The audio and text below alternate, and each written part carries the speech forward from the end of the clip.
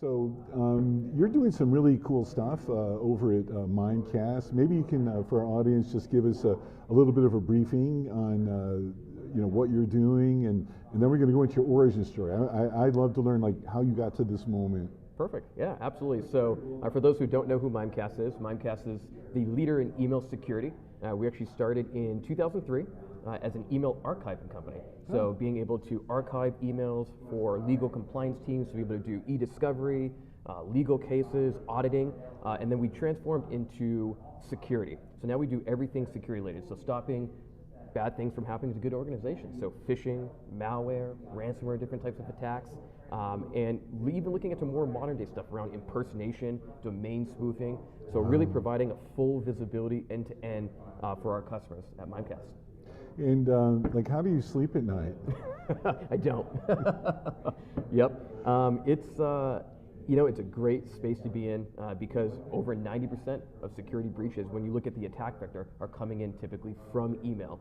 So it's really important. And simple human error. Exactly, and human error, absolutely.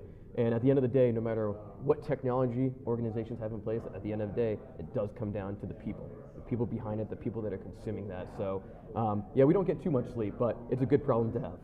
It's interesting you say that because, just having the privilege of listening and learning from so many smart people in this ecosystem, it seems to me that the criminals are kind of horizontally structured. They seem to share information freely. They help one another. There's Yelp rating systems. How good was your drug delivery, or fill in the blank. Yep. But the good folks, the white hackers, as it were, seem to be more vertically oriented. Yep. Because of government regulations, intellectual property, competition. How do we get people to play nice with each other? Yeah. Well, I don't know if it actually. No, you actually gave a sigh of relief, which tells me that this is a thing.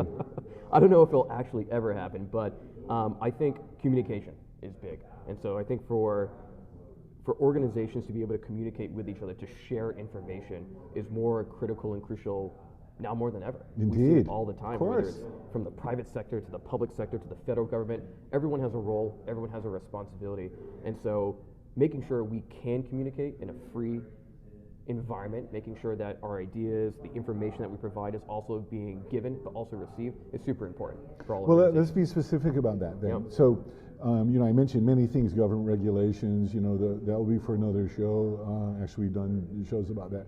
But without getting into anything confidential, how do you create a culture within a company the size and the importance of Mimecast to have the permission to share?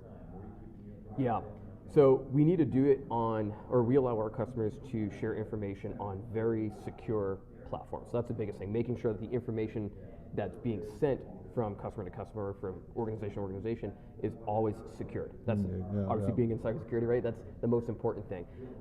It's not an easy button. For sure, it's not just a one-click button and be like, here, share this information, right? It definitely, going back to it, right? It definitely goes both ways. So making sure that if organizations want to share information like threat intelligence, right? What are the latest, greatest and threats that we're seeing out there? That they can do that, but also they can receive information back. So Mimecast, we play a very important role in that as well. Are you in the ISACs at all, the Information Sharing and Analysis Centers? Yeah, absolutely. And so, like which one? Yeah, so I don't know at the top of my head which one, but there is. There's 16 of them. Yeah. Actually, there's more. There are 23, but there's 16 that are aligned with CISA's critical infrastructure sectors. And I got deep into that, because of its strategic importance and stuff. And so now the White House is making a big cyber push, and everyone knows about that. One of the big things they're sharing, would you be a proponent of more sharing? Absolutely. That's good. I think we have to share. Fist bump. Yeah, absolutely. Yeah. We have to share for more information. It's important, especially as we see modern day attacks, right? Especially as we start to see the ransomware. Of course, that's on everyone's mind right now. And it's important to know, how do these attackers go after organizations? What avenues they take? Is it email? Is it web? Is it going after old legacy passwords or VPNs that are sitting there? And so making sure I got killed with VPNs, by the way. Did you? That was one of we had 19 attack vectors. Okay. I mean, it was a criminal syndicate. Yep. This was not like, I clicked on an email. Yeah. Wow. And it's important. I mean, there's one thing that you mentioned right there that kind of comes to the top of my head is around asset management as well. Now that's not the space that Mimecast plays in, but it's important that organizations gain visibility into the assets. And an asset can be people. People don't know what they have. Exactly. And they, you don't, especially like in the small to medium business market, they don't think they have anything of any value. Like why would a hacker, go after me until they do? Exactly. Yep. So. Do you all focus, like on enterprises or SMBs, or is there a particular? Yeah, so we do have 40,000 customers globally. 40,000? 40,000 customers. Wow. 40,000 customers. And so, worldwide company, we're actually based in the UK. That's our headquarters. Oh, I didn't know that. Yeah, our United States. That's why I just had a call with someone and she had an English accent. Yeah. Yep, there you go. That would make sense. And so, is she based out of London? Yeah, Okay. absolutely. Yep. So we have a lot of employees that are. That's our global headquarters. Our U.S. headquarters is in actually right outside Boston, Massachusetts. Oh, okay. Yep. Yeah. So with the 40,000 customers, going back to just kind of the asset management, the information, the sharing, all of that, super important for organizations to also have the best breed of technology, right? Attacks are ever expanding, they're ever evolving, so it's an important play for Mimecast to make sure that our technology stack is always up to date, right? So if we learn something... Are you up to date? Of course we are. Well, no. That's a sort of a trick question. I mean, because that's a really good answer, I'm sure it's true. But this stuff is always changing so fast. These goofball, criminals are smart. Absolutely. And that's kind of the power of Mimecast. Because the 40,000 customers we have, we actually own and operate our own operating system. So we don't actually leverage third-party cloud services to maintain our data. Is that under your purview, like in your role? Or maybe you can describe for our audience, like with a little more granularity, your mission, Yeah, so as a security strategist at Mimecast, I kind of wear both hats, where I still help the sales team when it comes to identifying prospects and customers, trying to figure out and benchmark where are they at today with email security, how can they get better, hopefully coming over to Mimecast. In addition to that, I also do a lot of this as well. So you're very good at this, by the way. I mean, you're very telegenic. Hey, I need a sidekick. Yep. Hey, you never know. But also doing a lot of the PR. So you can find me in blogs, media. Really? You're very active in that? I mean, do you actually do content? Absolutely. Oh, that's interesting. I'd like to follow you. Absolutely. So you can Google the name and you can see all different articles and blogs that I've been part of, whether it's SC Media, whether it's dark reading as well. So that's cool. Yeah. So tell us a little bit about your origin story. How did you come to this moment? Yeah. So I actually I've worked in multiple different industries inside of cybersecurity. So meaning, I always think about like prevention, detection, response, right? I always go to. So I've worked in incident response. Well, that's from the MITRE ATT&CK framework? Exactly, yep. Yeah, I had the inventor of that on my show. Oh, did you? Yeah. Very cool. They're coming out with something new that I can't announce, but you're going to be hearing about it. I'll have to stay tuned. You should. It's a big deal, Yep. actually. Absolutely. Yeah, we're partnering with them on, we work with the ISAC, so we're doing a micro think tank on the space. Okay. Geospatial Intelligence Agency, satellite, all that. That's rockets. a really interesting field. Yeah, it's an awesome field. But yeah, so I started in incident response. So I worked for a company called Resilient that was acquired by IBM, and I spent some time with IBM. I'm actually originally from the East Coast. Tell us a cool story. Well, I mean, you can blind the name. Yep. Tell us an incident response.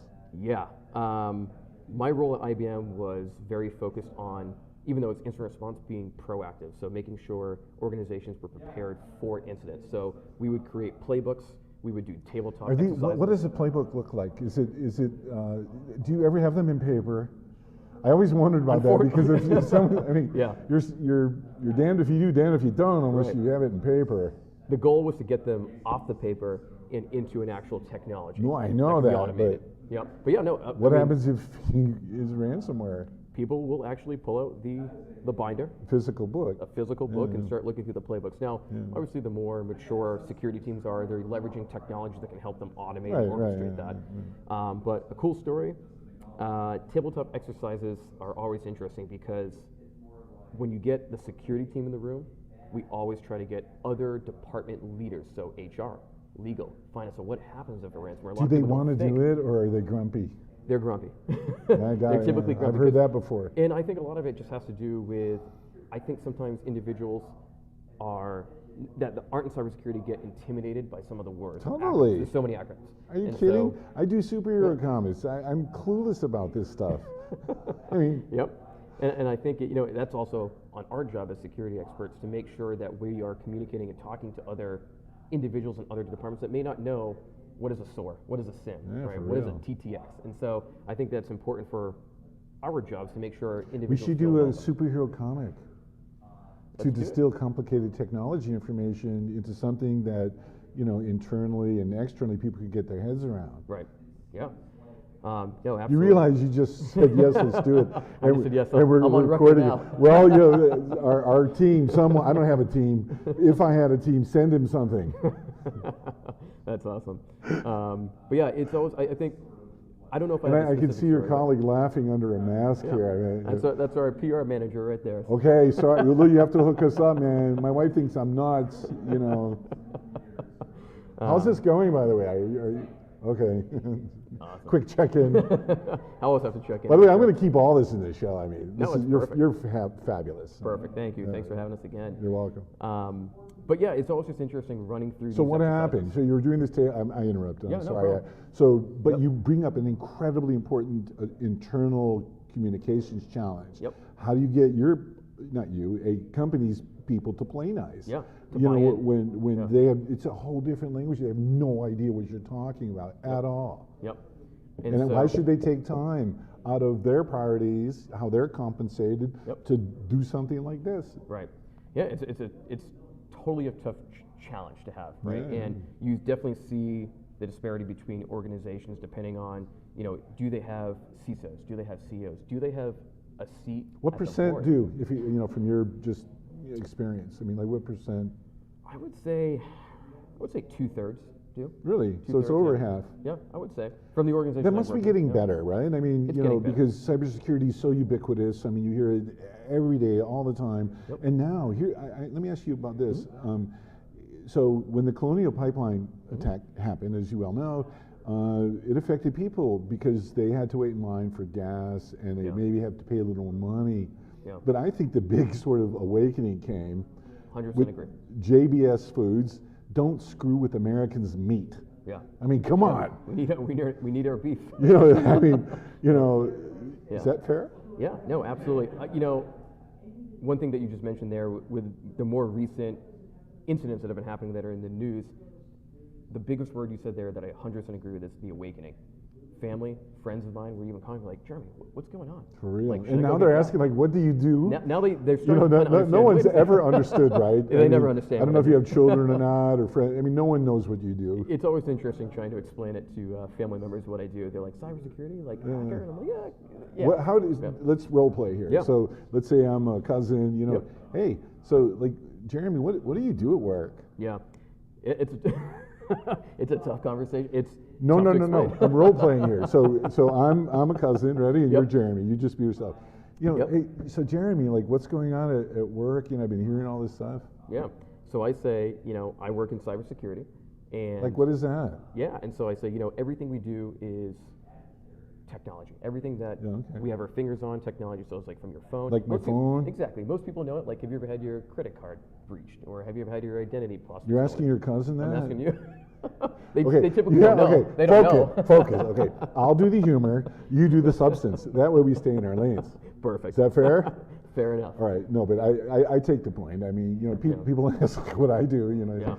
I don't really just do superhero comics. Yep. What I'm doing is, our team is in a small ways changing the world. Yeah. And by making people a tiny bit more aware, a tiny bit more safe. Yeah. Yeah. No, absolutely. And it's all. I usually say everything we do is run off technology. And so, how do we secure that? How do we make sure That's that we good. have the information? Yeah. And so, people, I definitely think modern day. If I have that conversation with my cousin now, they usually can think of like, yeah, I turn on the news, whatever media outlet they watch, whether it's Fox News, CNN, the local news, doesn't matter. Yeah. It's all in the news now. And Have so any of your it's awakening. family members been hacked? Not that I know. Without getting into it. Yeah, okay. Not Well, that I stay tuned. Not that I know. My audience is not only the good Not guys, yet. and just as a heads up, Yep. don't you do it. I'm joking. No, I know. So as we're kind of wrapping up here, what would you like to say to our audience about Mimecast or about your mission to help amplify it? Absolutely. I think when we look at it, everyone has access to an email for the most part right now nowadays. I mean, I think I saw recently like there's 18 billion email addresses that were just created in like the last couple years. Wow. And so even my grandmother. But there's only like 7.5 billion people. Yeah, that's right. So everyone has at least 2. Yep. Personal email addresses, work email addresses. How many do you have? About 4. 4, yeah. Yeah. Do you want to give one to our audience so they can contact you? Yeah. Ventura. Be careful before. I know. Well, luckily, you might start getting. That could be business development. I mean, that's part of the reason you're doing this, I assume. So, do you want to share your email address or some other way that they can contact you? Absolutely. Email address is jventura@mimecast.com. Can you spell Ventura? Yep. Ventura. Like Ace Ventura. I mean, how sick of you are that? Yeah, used to be my nickname in college, Ace. Was it really? Yeah. Okay, man. I love you, man. I'm going to draw you into one of our comics. You want a cape? Perfect. I'll take a cape. Now, capes are actually out. Do I get a mask too? No. Yeah. Some people brought me into autographed comics last night at a reception. That's part of the reason I'm here. By the way, if you want to do that, I'm not that expensive, and I'm really funny. But we handed out capes and masks to everyone, and after they started drinking, they started going on. Right. At first they're going like, "Oh no, thanks." Do you see them down the strip later at night, walking with the cape? No. However, one person last night did go home with it on. Nice. It's beautiful. It's interesting because if you can appeal to the inner child of people and give them sort of this place where they can have a little fun, it's great for stress relief because you all are stressed out. Of course. How stressed out are you, as a collective industry? I'm asking you to be the spokesperson. Yeah. Absolutely stressed. Like 1 to, okay, so let's say 10 is like maxed out. Yeah. What's the number? I'd say 8. That high? Yeah. Wow. I would say. We've done some shows on mental health. Yeah. Because of this issue. So I would assess it, somewhere like that too. Yeah. It's just so relentless and it's just so hard. Yep. It's hard to keep up. I mean, and working for a security vendor, a big security vendor, you always feel for the prospects and customers because at the end of the day, those are the individuals that have to go to work every day. They're on call. They're responding to all the alerts and the volume. That is the people that absolutely. So you sort of you have a perch kind of above all of this activity. Yeah. You see it happening. Wow, that's interesting. So just as we're kind of wrapping up, what is a typical day? I mean, do you come in and you check out, a SOC or what? Yeah, so typical day currently is usually a lot of calls. Right now, a lot of Zoom meetings. It's talking to prospects. It's talking to existing customers, making the sure. Right. So you're more in the business development aspect of it. It's definitely on the more on the sales engineering side. Yeah, that's cool. From a day job. Yep. So that's a very hard thing to have substance in, being able to communicate about it. Yeah. Right. Absolutely. We have to know our products inside and out, but we also have to be able to communicate not just business value, but understand. The biggest thing is listening. Can you listen to your customers? Can you help them identify and help solve some of those challenges, even if it's one little small thing? So that's a day job. It's a lot of calls. It's a lot of listening. It's a lot of help guiding organizations to become more secure, and whatever that means for them. Well, and how do people get in touch with Mimecast? Yep, you can go right to mimecast.com. That's Mimecast as an Mimecast, not Minecraft. Some people will put Minecraft. Did I say that I do the humor here? I mean, why do you keep trying it? Stay in your lane. On that note, let's say hi. Let's say so long to Jeremy Ace Ventura. How cool is that? This is our first scoop. We have an actual nickname that is funny and everything. So Jeremy, on behalf of a grateful digital universe, thank you for who you are and what you do and why you go about doing it. And you're a great representative of this whole industry. And I hope our audience decides to get in touch with them. And thanks, and have a great day. Thank you, Gary. Always a pleasure. Thank you. Bye, everyone. Bye, guys.